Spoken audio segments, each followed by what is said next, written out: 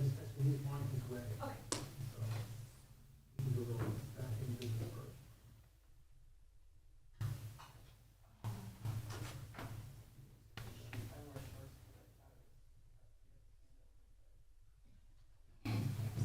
Well, it's just like, I wasn't thinking, I'm like, nobody will know. Until I sit out for minutes.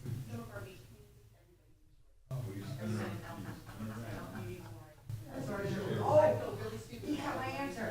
He's so smart. You're awesome.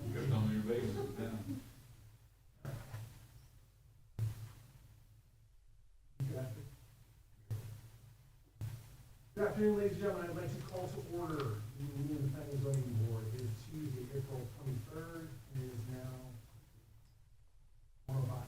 Please stand for the pledge of allegiance. Pledge allegiance to the flag of the United States of America and to the republic for which it stands, one nation, under God, indivisible, with liberty and justice for all.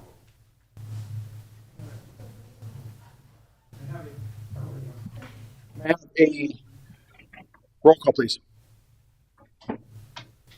Chairman Sean Poole, Here. Member Randy Stout, Here. Member Laurie Simpson. Let the record show that Member Laurie Simpson is absent from today's meeting. Member Lisa Burke. Here. Member Joe Malin. Here. City Attorney Nancy Meyer. Here. Wonderful, thank you. All right. Little business from our meeting in March. We have, did anybody have a chance to go over the minutes, and is there any discussion or questions regarding those minutes? If not, do I have a motion? Move we approve minutes. Okay. Second. All in favor? Aye. Aye. Aye. All right, wonderful. Okay. So, would you like to just want to go to the second article since Mr. Frez is not here, is it currently? You want to do, I know you don't have any, but you want to address his comments from the general public. Regarding, Somebody, if you have a section, your next section. Here. You do come to the general public. we have none. You just will address it. So that Absolutely. and you never know, someone may want to jump up and start talking. Wonderful. So, for the record, I would like to take any comments from the general public. Oh, timing is wonderful. There you go. And I like you. Okay, if there's not, then I will go ahead and close that. Any comments regarding from the chair, myself, there's no comments, or from the members regarding anything else? Perfect. All right. We would like to discuss the appointment of Mr. Michael Ferez as the alternate to the member of the Planning and Zoning Board. All right. Mr. Ferez, if you would step forward and address the board on your desire to join. Hi, Michael Ferez, 5045 Waterside Drive. I have an interest in joining the board because I work with a lot of municipalities in my construction field, statewide, to work on flood mitigation and changing codes and working on codes to make insurance work better for citizens, to make construction easier for citizens, flood mitigation, all of those pieces work better across the board. I'm working with FDEM, working with FEMA, statewide on that all over the place, and why not want to work in our backyard? I'm already working with the building official, already working with the city manager a little bit on some of the projects that I have going on in town, but we're constantly having to make very, very small changes to code or get variances for things that should be part of the code. I can't be on the land plan. I'm on land planning council as a consultant for lots and lots and lots of municipalities around the state of Florida. But here as a citizen, I can actually be part of the board that's going to make those changes. I would love to be involved kind of as a subject matter expert on flood and flood mitigation when it comes to construction. Rob, any questions? Ms. Burke? No question. And that was City of Port Richey, correct? City of Port Richey. Okay, because here it didn't really say that you were from here, so. Oh, sorry. Yes, I live right over on Miller Bayou. Actually, every home that's been elevated in the city of Port Richey, the ones that have been elevation projects where we've picked up single stories and made them 2 stories, have all been my my construction projects. Some of them personal. My in-laws live in one that I lifted, but the rest of them have either been FEMA or private. And we have quite a few coming up. We work very, very closely with Pasco County Emergency Management, Nolan over there and all of his team to try to get folks through the grant program quite often. And we've been very successful with that. Pasco County has now, pretty sure at the end of this year, will have received more grant money for home elevations than any other county in the state. We were right behind Pinellas. Now we're gonna overtake them, I think. And are you employed by any of the contractors around this area? So I own Unified Construction, Unified Foundations and Unified Construction. Anyone else? No, I'm not employed by anybody else. I'm me. Okay. Yeah. I used to own a company here called Coastal Life, and we were a consulting firm to help homeowners get through flood mitigation grant requests through FEMA, helping them write their grants, helping them get through all of those hassles, and then helping them find their contractors. And that was just proving to be difficult on homeowners because contractors, it was hard to get all the contractors in the same box to do it right. So we decided we would just form a company last year that would do all of it from start to finish. Okay. Obviously, if there's a vote of any kind or anything that would directly correlate to something that I'm doing, I know I have to recuse myself from anything like that.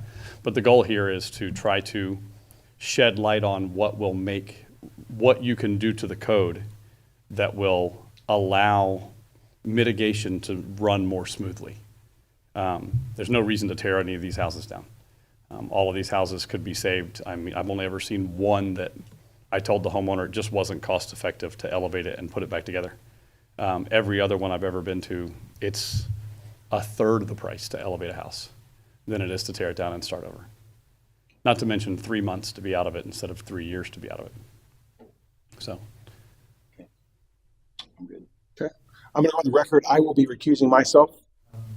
As a real estate broker who owns Snap Realty, hold the license from Mr. Perez as well as his wife. And so, as such, I will be recusing myself for voting. But I will make a comment. As far as the subject matter expert is concerned, I do call Mike on a regular basis to answer questions regarding mitigation in particular, especially for my real estate clients who have that question. I don't know the answers most of the time, so that's why Mike is a better resource for that sense. So. But I will entertain any motions. I move that we make an approval. Okay. Do I have a second? Second. All in favor? Aye. Everyone. So now the process will be that you will go before the city council, and the board has made the recommendation that you will be added as an alternate. And as such, city council will make the final determination whether or not that is what they want to do. Cool. So Ashley will, of course, keep you in contact and tell you when that will happen. Okay. And then we'll either see you sitting here or you'll be sitting out there, one of the two. I'm probably here anyway. So, yeah. Thank you. Cool. All right. Moving right along.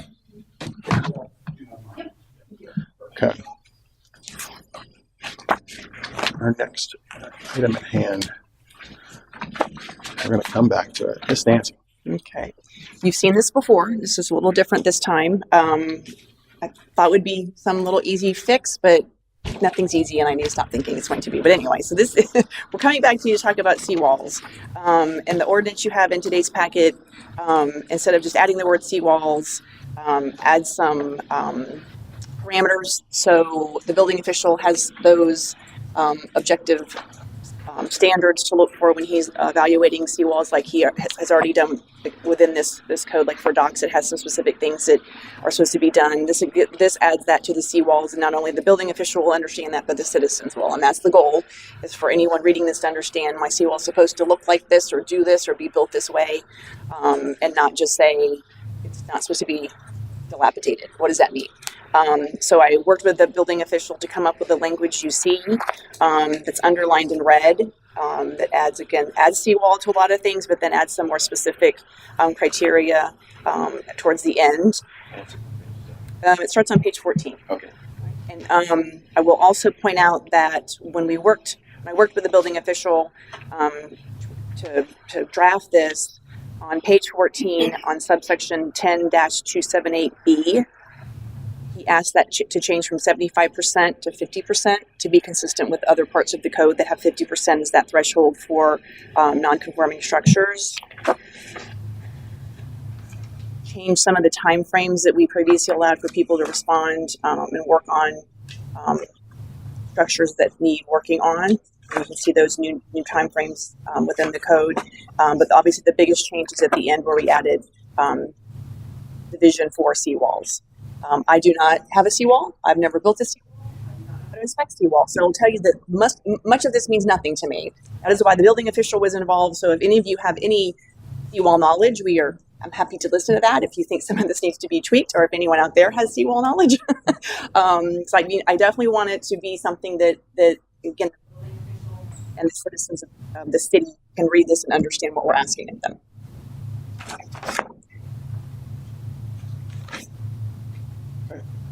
Thank you. All right, we'll do the same thing. We'll go round robin. Ms. Lisa, do you have any questions regarding this or concerns, comments? No, nothing at this time. Okay.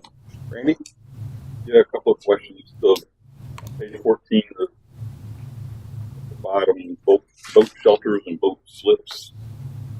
I know we spoke briefly about at least entertaining the idea of allowing boat canopies or temporary things over the boat docks and over boat lifts and things. So, does that need to be addressed now, or just written to where that could be amended in the future? Or We can always amend in the future if you want. And I remember we briefly spoke about it. Things kind of got derailed from those prior conversations, so we never did pick it back up. If that is something that there's still an interest in, we can. I would recommend that we discuss it on a different agenda so people know we're going to discuss it, because people might want to come out and comment on that, Sure. Pro or against. And I hate to take an ordinance multiple times and take it to council and go through that process, but this has been around a while, and we'd like to move that forward, obviously. But if that topic is still something we want to discuss, let's mark it to bring it back, and we can always amend this again. That's not shutting down that possibility. No, that section hasn't changed from what the code already has. So right now it's just saying that there's boathouses and boat. Yeah, that's nothing new. And then it talks about the size of boat slips. So this doesn't allow what you're saying, but it doesn't give parameters of how to do it should you want to do it. So if that's something that you're interested in having, we do need to have that conversation. We can do that next month if you'd like. I think it's a general question, I guess. Throughout the whole thing, it mentions riprap one time, but I don't really see where this fits into a seawall or drainage. If you go to the very end on page 18, hopefully this answers your question. All the red is the new information about seawalls. I only saw the word riprap. It talks about tidal flood barrier, any structure. Definition does not include riprap. So that would be something I don't know. That would be something. Usually it's rocks. Concrete and rocks tossed on the other side of a seawall or a berm or embankment designed to alleviate erosion. So, Because when I put in my dock, it's the preferred way with the DEP. They prefer riprap. More friendly to the water, let's say. But I just feel like it needs to be addressed somehow. Well, right now, like you just read, this is saying that you're not to use that. yeah, that modification of the code is actually asking them to take that out. So if that's something that you all don't agree with, we can To take discuss. what out? Riprap. This is The definition is not meant to include riprap. So it means there would be no riprap allowed. That's moving forward. I would say in red and white, it definitely means that. Yeah. You don't agree with that? No. Okay. And I was hoping our building official would be here. He's, I think, at a seminar this week, so he was unable to attend, so he could address these concerns like that. Because as I said, I don't have the expertise to say that this is the new better way is to not allow the riprap. Maybe that is still the better way. Yeah, because I agree with Randy. I'd like to know why that's happening there. Because I agree with you 100%. Even my seawall, I put a brand new seawall in, and then they put riprap behind it. Right. Reduce That's erosion. what So, and what is green gray infrastructure? Is that a gray I don't know. area there or something? I don't. This is language that I'm not familiar.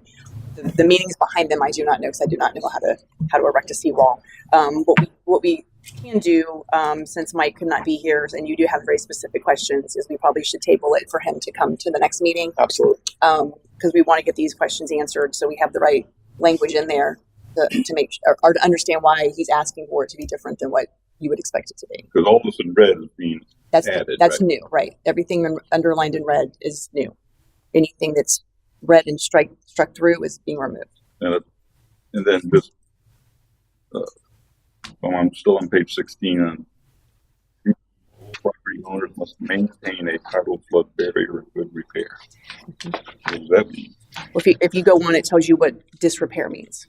So it's kind of What's a flood barrier? that's the number 2 defines what that means. A tidal flood barrier means a structure or shoreline. The one you just were in that has the green, gray, and the riprap, that defines what a tidal flood barrier is. So it's saying that means you have to have a seawall You have to have something that's required. on the berms, canal banks, something to control it. And the key there is D. So section D is the key. Tidal flood barriers below a minimum of 5 feet below elevation. Designed and constructed to prevent that may be an issue. Okay. And the reason I say that, I have personally owned 3 properties on Miller Bayou, and all 3 of them have been below the 5 foot net average. So, including the one I live in currently. Mike knows, he came over and helped me vacuum my house out when it was flooded. So, that's going to cause some serious.